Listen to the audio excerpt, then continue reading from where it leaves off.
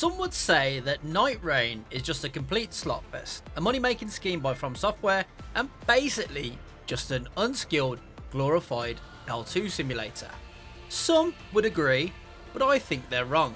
The beauty about Nightreign is the selection of characters that From Software have created to make this slot fest, money-making scheme, unskilled, glorified L2 simulator very unique.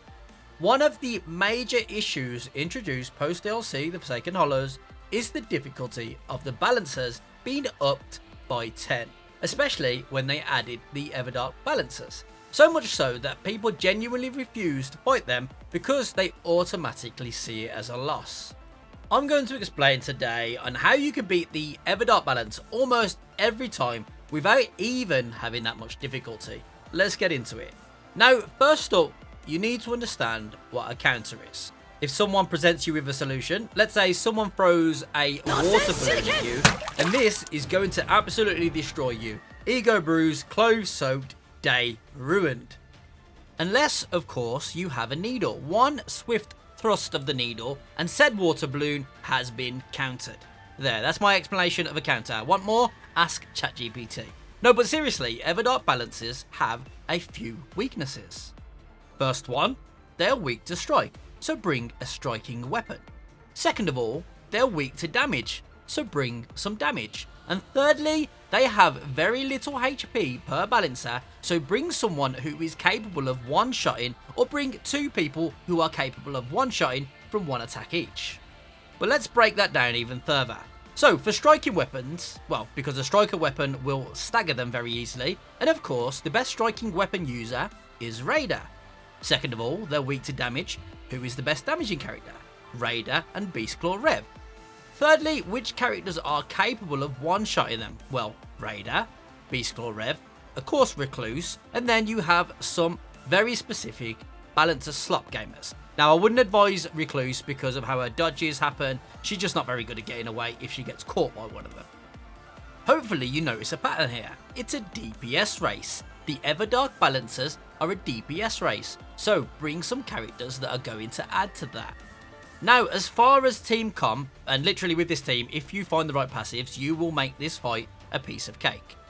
Number one, because she's going to be your biggest damaging option, is Beastclaw Rev. Now, it doesn't need to be a cheated one. Just bring a Beastclaw Rev. Make sure you sort her out. I mean, like, give her the buffs she needs. Make her strong. Charge incantation is best, but incantations and physical attack ups will also work very fine. Also, if you can, give her some exalted flesh, because this will also buff the damage of the Beastclaw.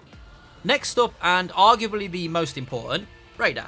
Not a Balancer slot Raider. I hold my beer, I'm going to charge the shit out of this ship anchor and swing it repeatedly until everything dies. So for that, you want charge attacks. Damage negation on charge, taking damage boost damage negation, and also, if you must, damage negation on successive attacks. Again, the Everdark Balancers themselves, they don't actually do that much damage, just because you get hit a lot of times in a quick succession, that's what takes you out. So you can probably get away with one taking damage boost damage negation 36% and a landing on charge 40%. Then stack up on charge attacks, then obviously melee attacks. If you can't find the charge, get melee or physical. And finally, this is kind of open to whoever you want on the team really, but ideally a Balancer slot Executor, if they can stay alive of course. You want to pass them skill attack ups, and hopefully they find Rivers of Blood. Bloody blah blah, you know how that works. Of course, you can switch this out for a Wilder or a Guardian if you want to add to survivability, but again, the third option doesn't really matter who it is, as long as they're going to add to some damage. Now, how to actually beat them, and this is going to sound very counterintuitive to what everyone else has told you, and that is rushing the Everdark Balancers. Even I have mentioned before about running and singling one out. Obviously, that was with less likely to be targeted on, with all characters, you know, but that's a much more drawn out way of winning the fight, and no doubt you'll encounter the worm more. So, rushing the Everdark Balancers. If you watch any medium to high IQ Depth 5 chads, you will see that most of the time, depending on team comp of course, they will rush the Balancers because it is the best way to keep the Balancers at bay. This prevents them from surrounding you as a team and basically just getting picked off behind. It's also the best way to avoid the worm. So, just imagine for a second, you're a raider, you run into a crowd of tall mamas, you swing your big sword or hammer, taking them out or at least stunning them long enough for a Beastclaw Rev to hit them with the Beastclaw, which wipes out 3 of them.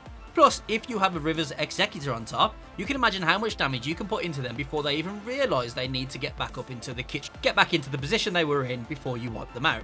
Now, gamers, it really is that simple. If you ask any reputable source of Nightreign content, like Chris Crafts, Mooney, any of the guys, they will tell you the same thing. If you have the right team comp, rushing the ED balances is a sure way to make sure you have the best opportunity to win. And in fact, both of those guys have made videos on this before. I just thought I'd add a little bit more about team comp and actually, how it actually works. Anyway, that's all I got to say for this one. I don't think I can even get this one over 8 minutes for the ads, but it is that simple. Rush the balancers, use Bonk, use Beast Claw Rev, and win. As always, gamers, hopefully you enjoyed the video and learned something. Stay safe, catch you on the next one. Big love, peace.